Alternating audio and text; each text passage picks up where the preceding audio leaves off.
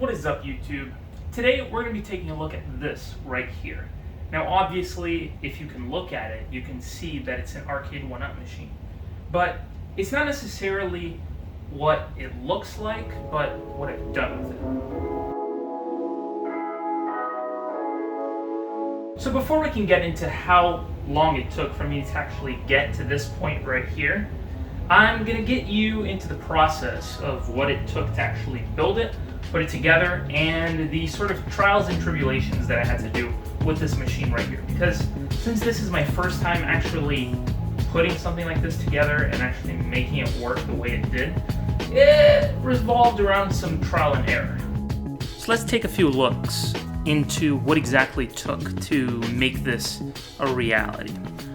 First off, this was actually a birthday present from my dad, so thank you so much.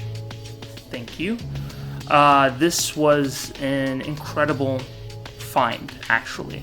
I've always wanted some sort of arcade cabinet in my room, and it just so happens that there was one on sale at Walmart. And I was actually looking around and actually saw a Centipede one that was for $120, and then I said, well, it's kind of like unique to find one for $120, and I didn't know that these Arcade1Up machines actually had sales. So I poked around a few things, we checked the prices of those machines. A lot of them were at their original cost. There was even a Street Fighter one there for the full price of $299. And we were kind of taken aback because it's funny because one was on sale and the other ones weren't, so we were kind of curious. So we went checking the prices and we actually found an Asteroids cabinet which was on sale, and get this, this was one of those crazy sales where the Asteroid cabinet was for $75. So we said no, this was actually something that was well worth the price. For $75, you get a pre-built cabinet right there out of the box. And right away, as soon as I picked it up and we put it in our cart, we also added, on top of that, the risers for this machine. Because once you get the machine and you're my size, I'm 6'3", so this machine is already small as is, even with the riser. So without the riser, it would have been impossible for us to actually use it. So we got the riser, we got the cabinet, and we were thinking about putting casters on the actual machine, but we held off on it because we might run into something else later and find something a little bit cheaper, or a different way of probably putting it on a dolly or something, just to make it a little bit taller and easier to move around. The next thing that we went about doing was we got home, we built the cabinet, the entire thing, but before we actually built the cabinet, we built the riser first. Now, the riser took nothing more than maybe 5 minutes, 10 minutes to actually put together. It was really quick, really easy. And then we started the actual cabinet. The cabinet actually took about, I would say maybe 35 minutes, 40 minutes to actually put together. It wasn't that hard to build. The entire cabinet is held on by maybe 12 screws. If so, I think maybe 12 screws, yeah. There's 6 on one side and 6 on the other, so yeah. And it was super easy to build. Honestly, to power it was just one cable, and we just put it there and made it work. And the first thing that we wanted to do is actually see how it plays with just the regular game that comes with it. And what it comes with is Asteroids, Tempest, Lunar Lander, and Major Havoc, which are the 4 games that actually show on there. I'm not using a script, that's why I'm thinking. So we have all 4 games on there, and you get to play those games pretty much like any other. You just load up the game by pressing the start button, and it just goes like any other thing. So you don't need to use any quarters or anything like that. And it's a really interesting experience because you have an arcade cabinet right there, and you're playing these games as if they were the classic way. So I loved how it came out. Just the cabinet by itself, even with the 4 games on there, was just brilliant how it's built. It's pretty good quality wood. There's nothing too crazy about it. There were a few dings here and there, but I didn't mind it as much because I know that those dings eventually just add to the character of the cabinet. So I didn't really worry about any sort of dings or any sort of faultiness going around in the cabinet, because all in all, it just adds character to the cabinet itself. So once we played around with the game for a little while and you know, messed around with it, it gets pretty boring. After 4 or 5 days, the cabinet gets really boring because you have one cabinet that only plays 4 games. I played it for 3 days. On the 4th day, I was already kind of like, yeah, whatever, it's a cabinet. And for the amount of space that I have in my room, I don't have that much room in my room to, you know, put a bunch of cabinets or, you know, make a huge arcade system around my room or anything. I already have my TV set up, and honestly, there's nothing else to go from there. So the only viable option that we saw, and this was the idea since the beginning, we bought the actual cabinet just to modify it and get the full experience out of this cabinet. So we went ahead and bought the parts to go ahead and upgrade the system. So I bought the USB controller off of Amazon. That was $39, $40 on Amazon. I also went ahead and I bought a power strip. I bought a little power adapter for the Pi, because the Raspberry Pi didn't have an official power adapter, especially this one that I was going to use. So we started to buy the pieces to put everything together. Now, before you go into actually modifying the cabinet, what I would suggest is look around your house and see what you have already that you can put into the cabinet and get it up and running.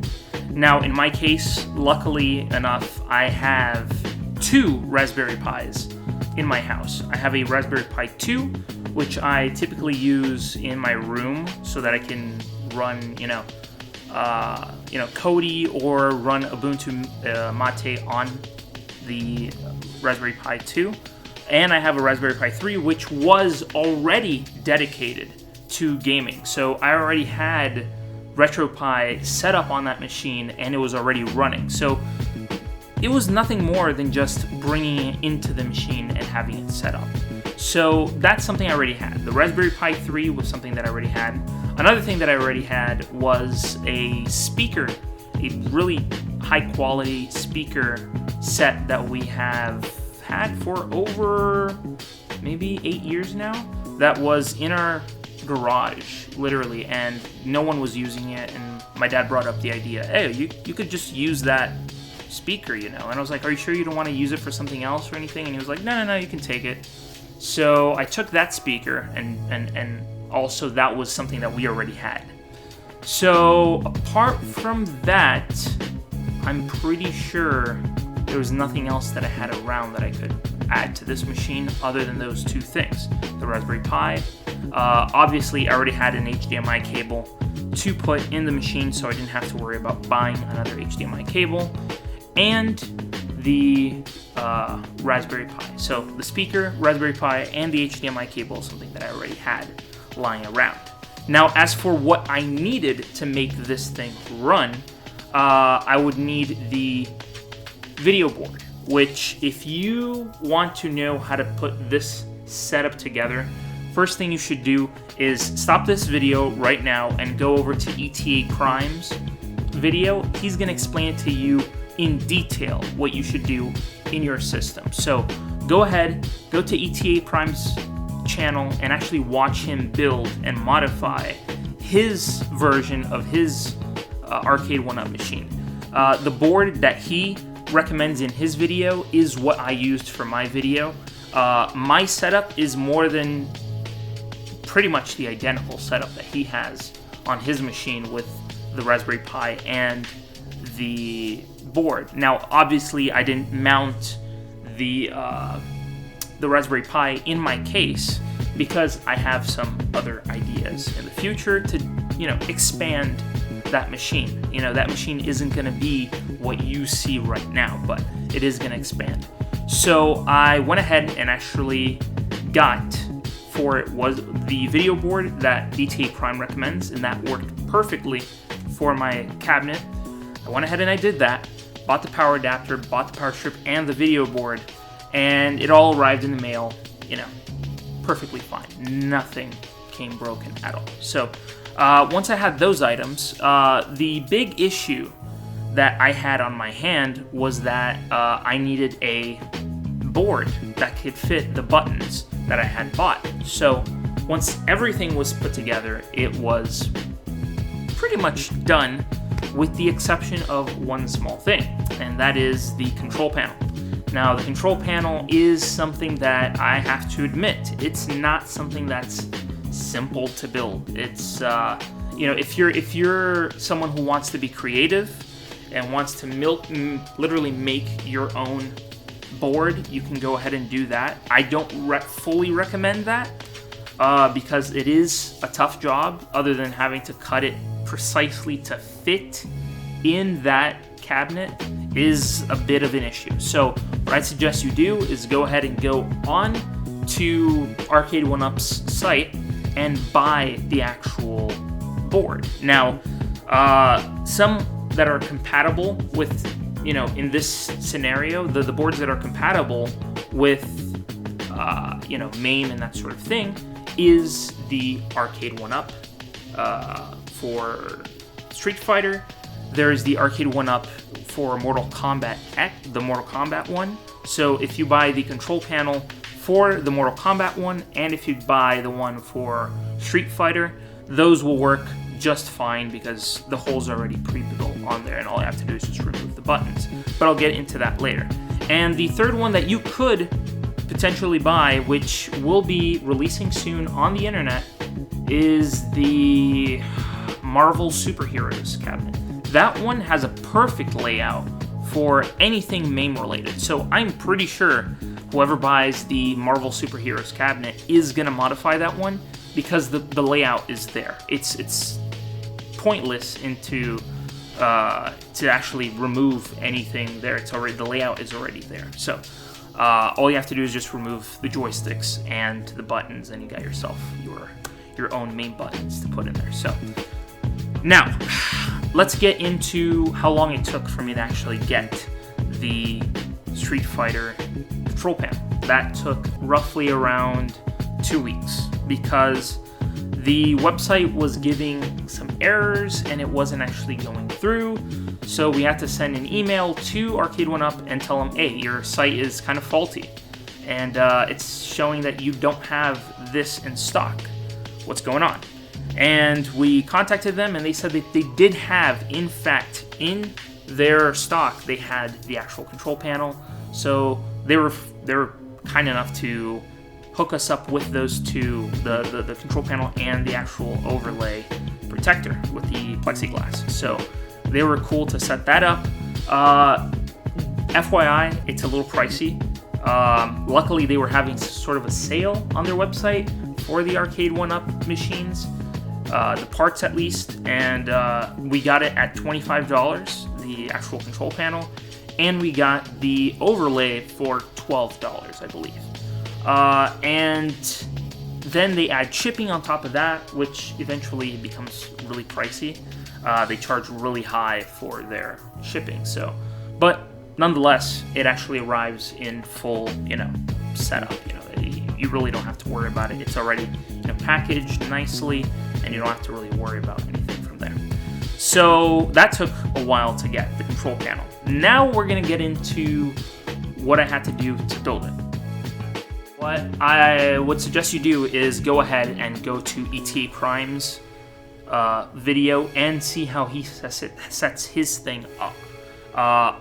ETA Prime is one of the coolest channels on YouTube because of that, and everybody who decides to modify their arcade cabinet is basically modding based on what he's doing. So what I suggest you do is go ahead and go to his video, and he's going to show you exactly the layout you should go with. Now, for me personally, I went with a slightly different layout in terms of where exactly I placed my USB encoders, because setting it up and having it working the way that he has it is pretty easy, because he doesn't use the back panel of the control panel. The the control panel, if you guys don't already know, the control panel comes with a plastic backing on the back of it. And most of the people don't use that backing. You just plug everything in, mount your USB encoders, and it's just supposed to work out of the box. And that is fine. If that's how you want to do your thing, go ahead and do it that way. I wanted to be a little bit more careful and a little bit more extra when I was doing my thing. So what I did was I placed it in a way where once you remove the actual control board for the Arcade1Up system, and you have some space in the area where the plug is, you can just route your cables through the hole that's there, and you'll just have the USB holes right there. So you really don't have to worry about any sort of errors or any sort of crazy problems popping up, because everything is going to be there and you just route your cables through the holes. So that was a challenge within itself, because that was my first time wiring it, and I had wired both sides, but my player 2 was getting a bit of a problem where I would move around the joystick, and the joystick was turning off the system, and I was like, well, something must be going on here. So I took a look at the board. I plugged in things differently to see if that would change anything. Didn't change. It was still doing the exact same thing until I figured it out. You have to read the instructions of your USB encoder in order to make sure that everything runs fine. Because the USB encoder has a specific slot where you're supposed to put in the joystick.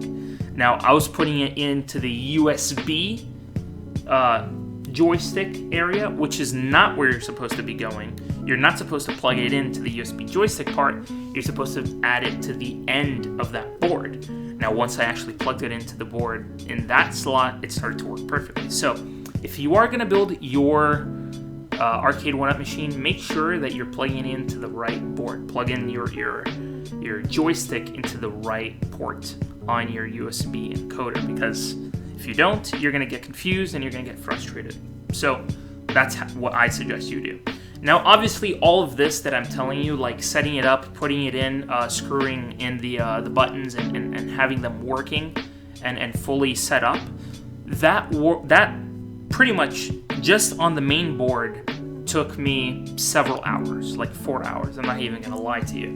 It took me about 4 hours because it's my first time actually, setting up these buttons and getting everything working. So that's how long it took for me to do it. And for the next part, where I need to actually mount 2 extra buttons, which is the select buttons, I had to be a little bit more creative as well. So if you notice my Arcade1Up machine, you can actually see 2 extra buttons below the control panel over there. So we had to take out that panel that goes in between the control panel and the bottom panel over there, and we had to remove that panel and drill 2 holes.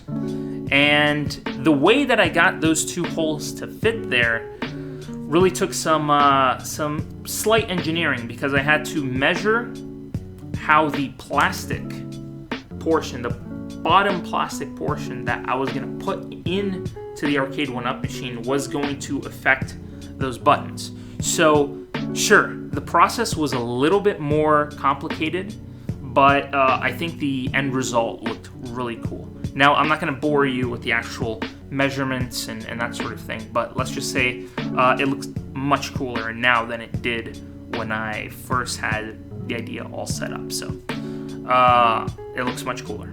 So now you guys might be asking, how exactly does the control panel fit into an Asteroids cabinet? Because obviously you're asking, well, you have an Asteroids cabinet, how do you have a Street Fighter control panel in your cabinet? Well, lucky enough, and for those of you who don't know already, Arcade1Up follows one set of rules for all of their first and second versions of their cabinets. So in other words, if you have Arcade1Up cabinets, all of their parts are kind of interchangeable, so you can interchange the parts to your desire. So there's no real, learning curve as to putting it into your cabinet. So if you have an asteroids cabinet and you want to put your asteroids setup into your Arcade1Up, that's a Street Fighter one, you can do that, and vice versa. All you have to do is switch out the control panel and the board behind your monitor, that board that you take out and kind of toss out, because now you have an HDMI port on your setup. So that worked perfectly well. The USB started setting up perfectly well. The 2 holes that I had to drill and the 2 buttons that I added for credits, or the select button in this case, worked out perfectly well. There was no sort of like spacing errors or anything that I had to do later on. I was super careful with those sorts of things. But other than that, it's running beautifully. This cabinet, just to put together, like once I had everything together and then had to actually put everything inside of it, took me about 3 days. 3 days of like 4 or 5 hours of work here and there. So it worked out beautifully well. And right now I am running well over 20,000 different games in that machine on that Raspberry Pi 3, and it runs amazingly well. I think that if you have the time and energy to put into this machine, I highly suggest you going about this and actually building your own, because it really is worth it. And if you happen to come across a Arcade1Up cabinet that's at $75, get it, because at that price point you can just modify it and put it together and make it your own. And I think that anybody who's interested in modifying and putting things together should definitely go ahead and put their own Arcade1Up cabinet together, because this is by far the coolest thing that you can do, and it'll just add life to your room, trust me. So how much did this arcade cabinet actually cost? Well, since I didn't do the math right now, I'm gonna put it on screen right here. So that right there, that number that you see on your screen right now, is how much this arcade cabinet costs. And if you know anything about these arcade cabinets, you should know that this arcade cabinet is very tricked out. In terms of aesthetics, the only aesthetic feature that I actually ended up adding to this arcade cabinet was the USB LED lights that I have behind it. Those are some monster RGB lights that you can find at Walmart now for like around $5. So you can go ahead and add that to your cabinet and it'll just add some life to it. I'm telling you, it adds a whole lot of life to your arcade cabinet, and it'll just make it pop a little bit, make it a little more interesting to the eye. Now I'm gonna get into what I have in store for this cabinet in the future. Now, this is just the first video of maybe several videos that I'll have down the line. Nothing right now, but sooner or later I am going to make a part 2 and possibly a part 3 to this Arcade1Up modification. So obviously I do see myself replacing the Raspberry Pi with a PC, because I think with a PC you have a lot more options and you could really just crank that sucker up, and it's really going to look awesome when you add games like Street Fighter V, which for those of you who don't know is a much newer game and has better graphics. So once you put in a game like that into a cabinet, I think it's going to look fantastic. Obviously, transferring over also, I want to have access to emulation station or any sort of front end so that it looks cool, so that the actual arcade cabinet just comes together through the front end, just like you see with RetroPie and with other things as well. But other than that, I do see myself adding some light guns to it. I do have 2 extra Wii remotes that I do expect to add to it, and maybe down the line something else. I don't know. I'm still thinking about ideas to add to this cabinet, because once you get an HDMI port in there and you have an incredible audio system in there, honestly, the sky's the limit when it comes to what you can put in that machine and how you can make it work. So I am really excited for how it turned out. I recommend this to anybody who, you know, is interested in having an arcade cabinet in their house and want to play more than just 1, 2, or even 4 games that comes with their arcade cabinet. As you saw, the price really isn't that much.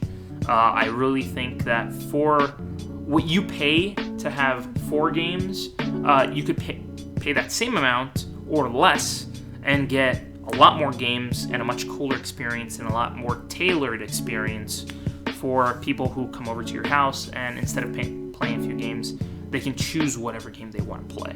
You know, I think the power of choice when it comes to these arcade machines is a much cooler thing than having this sort of, I don't know, 4 games for $300 is a lot of money.